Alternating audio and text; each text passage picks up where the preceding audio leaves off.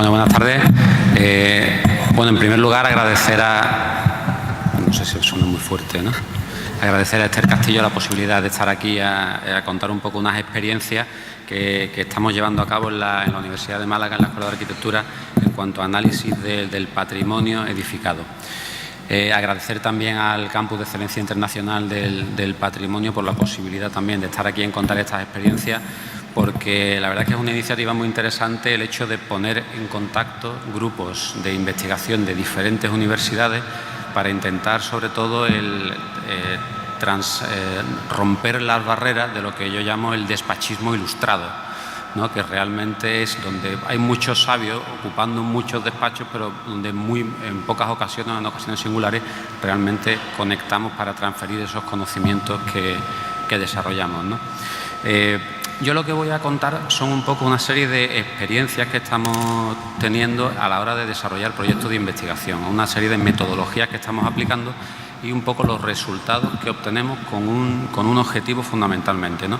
Hemos estado viendo a lo largo de toda la mañana pues una serie de ejemplos y de propuestas que se han ido desarrollando, pero claro, al final hay que tomar decisiones. Para la toma de decisiones es necesario poner encima de la mesa pues datos que de alguna manera nos permitan tomar esas decisiones.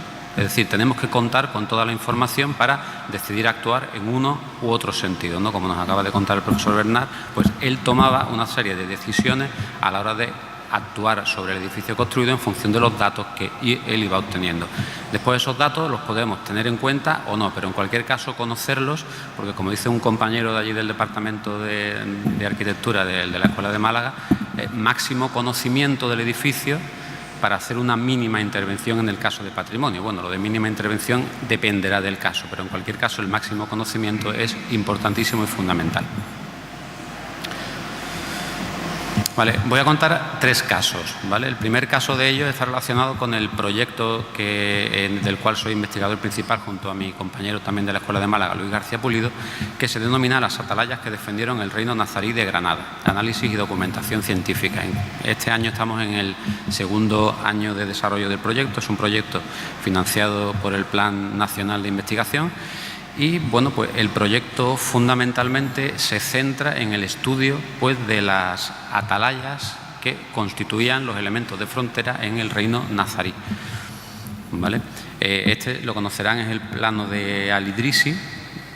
Y bueno, en este caso lo he colocado al revés porque el plano de Al-Idrisi invierte la posición del norte y el sur peninsular, pero bueno, para que se vea un poco la zona en la que estaría ese reino nazarí en la cual se establecen esas condiciones de frontera, ¿vale? Este es el inicio del proyecto con el cual pues, nosotros lo que hacemos es catalogar una serie de torres que formaban pues, esta frontera que aparece ahí en línea discontinua, y lo que hacemos es abordar el conocimiento de todas estas atalayas, de todas estas torres desde 3 puntos de vista. Primero, desde una obtención de documentación, de la elaboración de unos levantamientos gráficos, planimetrías, porque hasta el momento pues, había elementos muy puntuales, pero no estaba de una manera global ese levantamiento realizado. Un segundo paso es el conocimiento y la caracterización constructiva, estructural, y en un tercer nivel que nos hemos ido dando cuenta durante el proyecto que no podíamos dejar atrás es el conocimiento ambiental de esos edificios, y un tercer nivel que sería el análisis paisajístico, ¿vale? Bueno, estos son los diferentes ejemplos y la ubicación de cada uno de los mejores ejemplares que estamos estudiando, pues ya repartidos prácticamente por las provincias de Granada, Almería y Granada, Almería y Málaga fundamentalmente. Son las 3 provincias en las cuales están distribuidas pues, estos ejemplares. Y como decía, bueno, pues una de las primeras patas del proyecto consiste pues, en hacer unos levantamientos gráficos de gran profundidad que no solamente pues, tienen en cuenta el propio elemento construido, sino la torre, sino el paisaje en el que ésta se inserta, ¿no? para valorarlo como elemento patrimonial. Claro, durante el desarrollo del proyecto íbamos viendo una cosa, íbamos haciendo ese análisis gráfico, esos levantamientos, íbamos caracterizando constructivamente con una serie de ensayos no destructivos que, bueno, pues no voy vinculados sobre todo al tema del conocimiento estructural, que, bueno, se escapan un poco al desarrollo de la sesión, pero nos íbamos dando cuenta que el conocimiento ambiental era también importante, ¿vale? Análisis termográficos, ¿no? Con la termografía infrarroja, como nos ha mostrado antes el profesor Bernard, aunque en este caso más vinculados al conocimiento constructivo. Se puede ver en esta fotografía de aquí cómo perfectamente vemos la estratificación material que se produce en la fachada, ¿no? Pero claro, entrábamos dentro de estos elementos de estas torres y nos dábamos cuenta de que había elementos también que son inmateriales.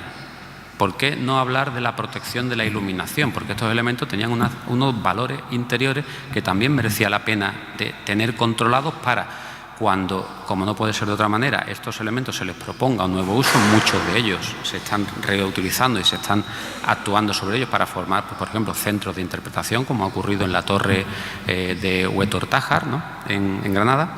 Pues claro, hay otro elemento que no solamente es la materialidad, sino hay elementos como la iluminación que hay que tener en cuenta y poner encima de la mesa para saber cómo poder actuar, tanto a nivel de mantener la iluminación natural con la que esos espacios contaban inicialmente, como incluso la iluminación natural que se pueda proponer posteriormente, ¿vale? Entonces se han hecho esos análisis de iluminación y se han hecho levantamientos. Esta es la Torre Pimentel que hemos visto antes de Torremolinos, tratando de estudiar pues cómo es la iluminación de esos espacios, ¿no? ¿Por qué? Porque a partir de estos levantamientos in situ pues podemos posteriormente hacer modelos que permitan pues estudiar cómo es la iluminación y hacer propuestas sobre ellos. Planta superior, planta inferior. Aquí vemos pues los diferentes niveles de luxes en estas torres. Y en otro nivel planteábamos también otra situación. Claro, en estos edificios el profesor anteriormente comentaba la posibilidad de realizar los blower door test, ¿vale?, los test de ventilación. Nosotros hemos estado realizando el análisis de ventilación natural a través de la utilización de una sonda de hilo térmico. Esa sonda de hilo térmico pues permite detectar pequeñas variaciones en la velocidad del viento y nos permite saber cómo se ventilaban esos espacios. Igualmente nos ha permitido, hemos hecho mediciones tanto de temperatura como de, como decía, velocidad del viento. ¿Vale? Aquí hemos visto, aquí sería la distribución de temperatura y velocidad del viento. Como se pueden imaginar, todo esto para la cantidad de ejemplares de torres que hemos puesto encima de la mesa, veíamos en torno a 125 elementos que estaban muy bien conservados. Pues claro, la cantidad ingente de información que se ha ido produciendo pues es realmente abrumadora. Entonces pues hemos elaborado una base de datos, ¿no?, que bueno, para intentar gestionar todo ese volumen de datos que tenemos encima de la mesa. El segundo caso en el que les iba a contar es el caso de la ermita de la Zamarrilla, en Málaga. He empezado hablando de una arquitectura medieval y damos un salto hasta el siglo XVIII. Condicionantes y requerimientos distintos, pero no menos importante el tener en cuenta y el poner encima nuevamente esos datos, no solamente de condiciones constructivas, sino también de condiciones ambientales. Ahora vamos a ver por qué. Cuando hablamos de condiciones ambientales, hablamos siempre, o pensamos siempre en los usuarios de esos edificios, ¿no?, de ese patrimonio, el confort de esos usuarios. Claro, habría que pensar en quiénes son los usuarios o para quién hay que pensar el confort en el caso, por ejemplo, de este tipo de pequeñas capillas, ¿no? Ahora vamos a ver quiénes podrían ser esos usuarios, ¿no? Esta ermita está situada en Málaga, como digo, es del siglo XVIII y bueno, tiene la peculiaridad de que durante la obra cambió el proyecto. No sé si esto se puede. Sí. Inicialmente el proyecto en el año 1950, en torno a finales de 1950, se empezó a hacer el proyecto y se diseñó exclusivamente este elemento octogonal. Durante la obra se vio que era muy pequeño y lo que se hizo fue ampliar y aumentar la capilla. Posteriormente, ya a lo largo del siglo XIX y XX, pues se ampliaron y se generaron estos nuevos volúmenes en el edificio. ¿Vale? Este sería ese octógono inicial y durante el proceso de la obra pues se decidió ampliar hasta esta posición. Esta es la planta con el techo de bóveda representado. Importante, ¿no? Vamos a fijarnos porque va a ser un dato a tener en cuenta en el desarrollo de la exposición que voy a hacer. Tenemos la orientación norte, por tanto fachada norte y fachada sur, ¿de acuerdo? Y orientación oeste. Claro, empezamos a hacer los ensayos con termografía infrarroja. Son muy interesantes porque se puede ver aquí, ¿verdad?, en esta zona de aquí, se ve la composición constructiva, que aparentemente pues de entrada en este elemento pues no se veía a simple vista, con lo cual ya nos daba datos desde el punto de vista de la caracterización material. fachada, esa era la fachada norte y esta es la fachada sur, ¿vale? Pero claro, empezamos a hacer también mediciones interiores y nos empezamos a dar cuenta, estas medidas se realizan en torno a las 4 de la tarde, las hacíamos, ¿no? Y aquí ven las esculturas y veíamos cómo efectivamente se producían zonas de acumulación térmica. Si recuerdan la planta, la zona de la capilla principal donde están las imágenes estaba orientada al oeste, con lo cual, pues, estos usuarios o inquilinos, ¿verdad?, del edificio, de repente pues se les está sometiendo a una diferencia incremental de temperatura bastante importante en esta zona. Claro, si estamos hablando desde el punto de vista no solamente de la conservación del edificio, sino de la propia conservación de este patrimonio, que son las esculturas, pues son datos a tener en cuenta y a poner encima de la mesa para ver qué ocurriría en el caso de tener que actuar en esta iglesia. De hecho, esta ermita ha sido rehabilitada en el año 2012, ¿no? Si seguimos profundizando, vemos otra escultura también importante. Este Cristo es del autor Francisco Palma García, de hecho es una obra de importante valor del siglo XX, de mitad del siglo XX, que donó la Diputación de Málaga a la hermandad, y la propia hermandad es ahora mismo la titular de este crucificado. Y claro, cuando hicimos el análisis de la termografía infrarroja en el interior, de repente pues nos encontramos con esto de aquí, ¿no? Decíamos, bueno, ¿qué está ocurriendo?, ¿no? Porque realmente, claro, pasa igual. Aquí vemos, si a simple vista no vemos esa diferencia térmica, interiormente en la termografía infrarroja nos daba este hueco. Decíamos, bueno, pero si no hay ventana, ¿qué está ocurriendo aquí? ¿Por qué se está produciendo esa diferencia térmica? No he puesto la gradación de temperatura, pero estábamos hablando de prácticamente 6 grados, entre 23 grados y prácticamente 30-31 grados marcaba este punto en su máximo. Y claro, empezamos a darle vuelta. ¿Por qué se está produciendo esa diferencia de temperatura? Porque evidentemente algún efecto iba a tener sobre la escultura. De hecho, es una escultura que ha tenido que ser recientemente restaurada y en el año 2007 volvió a su posición, a la posición en la que está ahora mismo. Claro, ¿por qué se habría producido esa degradación? Bueno, pues si estudiamos la posición o esa fachada que yo comentaba que está orientada al sur, ¿verdad? Ahí tienen un montaje desde el interior. Ya podemos empezar a ver qué está ocurriendo. Si vemos los lunetos, vemos estas ventanas de forma circular que presenta la parte alta de la fachada. Aquí falta una imagen. Bueno, no sale la imagen, pero ya creo que muchos pueden estar intuyendo qué es lo que está ocurriendo. A ver si sale. No quiere salir.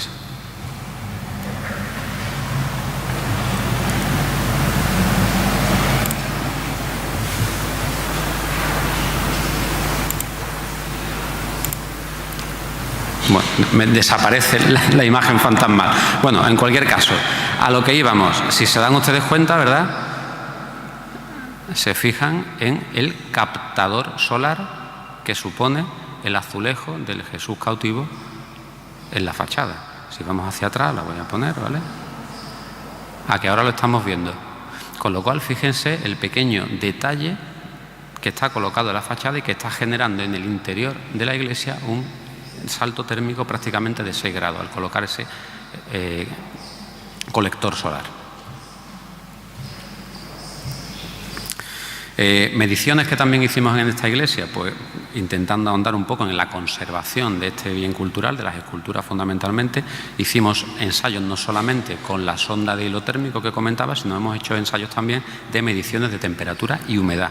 Y nos hemos dado cuenta que precisamente hicimos, como digo, las mediciones estas son de este año, son de julio concretamente, pues vimos que prácticamente no se producía ninguna velocidad del viento a lo largo de toda la iglesia, es decir, que no había una velocidad de aire en todo el recinto, pero es que además la humedad en todo el recinto alcanzaba pues el 65%. Claro, cabe pensar si daños que tenían o que pudiesen tener las imágenes a nivel de policromía no estaban siendo producidos por ese nivel de humedad. Luego es un parámetro más que en este caso, pensando en los usuarios de este edificio, es necesario poner encima de la mesa para tomar decisiones acerca de la intervención. Edad media, ermita del siglo XVIII y vamos a pasar a otro patrimonio, en este caso al patrimonio del siglo XX, el compuesto por los poblados de colonización. Esta es otra investigación que estamos realizando y que, bueno, pues traigo al hilo de esta investigación pues este artículo de prensa que salió pues hace apenas un par de semanas, ¿no?, donde pues prácticamente se ponía de manifiesto el valor arquitectónico que tienen estos poblados de colonización que están pues repartidos por toda la geografía andaluza, ¿no? Para nuestros compañeros que no conozcan, que son a lo mejor fuera del territorio nacional y no conozcan a lo mejor este tipo de arquitectura, los poblados de colonización suponen pues una experiencia que se realiza en la posguerra española para poner en carga determinados territorios agrícolas productivos que podían ser productivos, pero que en ese momento no lo eran. Entonces se establecen pues pequeñas colonias donde bueno, pues pequeños colonos que van a vivir y ponen en cultivo esos territorios, ¿no? Por tanto, están normalmente ligadas a zonas de cultivo y zonas regables fundamentalmente. Hemos decidido hacer una comparación. Hemos visto que tanto en las zonas de Sevilla como en las zonas de Málaga hubo dos arquitectos que trabajaron mucho, ¿no?, que fueron José Luis Fernández del Amo y Antonio Fernández Alba. Trabajaron en zonas distintas, Valle del Guadalquivir, Valle del Guadalhorce, pero no dirigían los proyectos, es decir, cada proyecto de poblado de colonización realmente estaba muy ligada a la zona en la que se construían. Eso quiere decir técnicas constructivas particulares de cada una de las zonas, y lo que estamos haciendo es establecer una comparativa entre los sistemas constructivos establecidos en estos diferentes poblados para poder analizarlo y, en este caso, ya pensando en un confort, porque estos son viviendas que en la actualidad hoy se utilizan también como viviendas, proponer cuáles serían las medidas más acertadas para hacer este tipo de arquitectura pues, más eficientes energéticamente, ¿no? Todos estos poblados de colonización están ahora mismo protegidos y están incluidos en el catálogo de documentos del DOCOMON, de la protección de la arquitectura contemporánea. Este, por ejemplo, es el plano de la vereda, que está, aunque ahí aparece en el plano Córdoba, pero en realidad pertenece al término municipal hoy de Peñaflor, en la provincia de Sevilla, por tanto, ¿no? Como ven, pues normalmente todos los poblados, para aquellos que no los conozcan, pues se ubicaban una zona común y en torno a esa zona común, la gran mayoría de ellos, pues ubicaba la zona residencial. Bueno, análisis termográficos como ya conocemos, analizando puentes térmicos, huecos de ventana, etcétera, como nos ha comentado antes el profesor. Y hemos hecho también otro dato, a diferencia de los otros dos casos anteriores, un dato más que era necesario poner encima de la mesa. Hemos visto también a lo largo de la sesión la importancia del aislamiento, de conocer el aislamiento. Podemos saber qué solución constructiva había a través de los planos. Podemos incluso pedirle al propietario si por favor nos deja hacer una cata en el muro, pero es complicado, ¿no? Si no nos deja o si no, evidentemente no acepta a que le hagamos un hueco o un agujero en la pared, pues ¿cómo sabemos realmente, cómo conocemos el dato de cuál es el aislamiento, lo que sería el concepto de transmitancia que tiene ese muro? Pues estamos haciendo mediciones para caracterizar realmente cuál sería el comportamiento energético de ese muro, esa capacidad de aislamiento que van a tener, y estamos obteniendo pues una serie de valores bastante interesantes, ¿no? Aquí tienen, por ejemplo, esas mediciones de transmitancia, de aislamiento realizadas en la vereda, y pues estos son los gráficos que estamos obteniendo. ¿Qué datos se obtienen con esa medición de transmitancia? Pues obtenemos desde el propio valor de transmitancia. Ese valor de transmitancia fundamentalmente se obtiene a través de la medición de la temperatura superficial del muro, temperatura interior del recinto, temperatura exterior y también, por supuesto, el dato interesante de la humedad relativa, como hemos visto anteriormente. Realmente es un ensayo curioso, porque es un ensayo que nos viene a demostrar que los profesores que investigan en este tema pues seguro que lo conocen, pero claro, a lo mejor los que son más profanos pues lo desconocen, ¿no? Realmente el flujo que atraviesa esa transmitancia, realmente la transmitancia como tal es una transmitancia, la que conocemos como valor U es una transmitancia fija, pero realmente hay una transmitancia que es periódica, que varía en torno al tiempo. Entonces este ensayo lo que nos muestra es que efectivamente este valor de transmitancia va a ir variando a lo largo del tiempo. Por tanto, hay que tener una cierta precaución a la hora de interpretar los resultados del ensayo. Finalmente, bueno, la zona para obtener un valor adecuado de la transmitancia necesitamos tener una diferencia de temperatura entre el interior y el exterior en torno a 10 grados o superior, si es posible, y entonces pues obtenemos estos valles que realmente nos marcan el valor de la transmitancia, como digo, del grado de aislamiento que va a tener ese muro.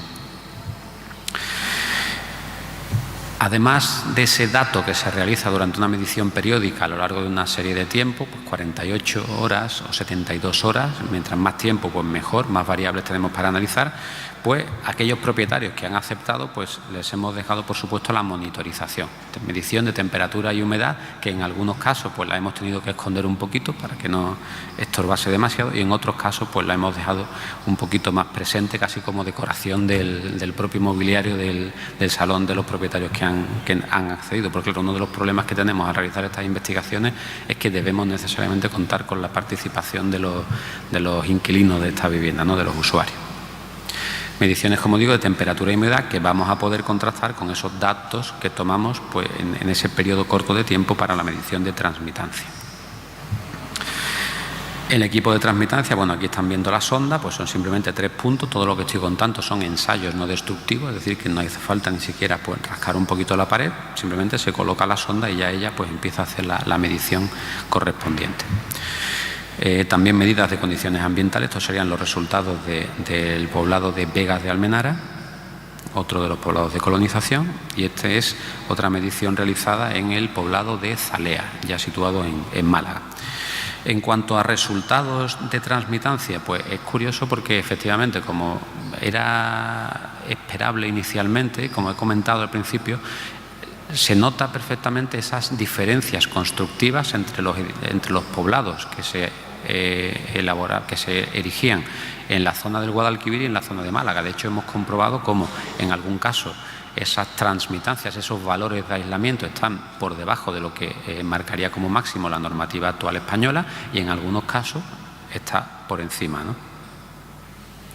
En el caso, por ejemplo, diría en la zona de Sevilla hemos comprobado que están un poquito por encima de la media, mientras que en el caso de Málaga hemos visto que están un poquito por debajo. Y bueno, pues eso es lo que yo les quería contar. Al final es un procedimiento de análisis no destructivo que, por supuesto, a la hora de tenerlo en cuenta y de ponerlo encima de la mesa para poder elaborar el patrimonio, claro, lo primero que tenemos que tener en cuenta es cuál es el patrimonio que estamos analizando. Si queremos realizar un protocolo que tenga en cuenta todas estas cuestiones, hay que ser muy precavido, porque en realidad como hemos visto a lo largo de la exposición que he mostrado, cada caso ha tenido pues una serie de características puntuales y elementos concretos que ha habido que tener en cuenta. Luego hay que pensarse muy bien el tema del protocolo y, por supuesto, metodología no destructiva para aportar toda la cantidad de información posible encima de la mesa para poder necesariamente tomar decisiones sobre cuáles serían las actuaciones a emprender en cada uno de los edificios de patrimonio edificado que nos toque intervenir. Muchas gracias.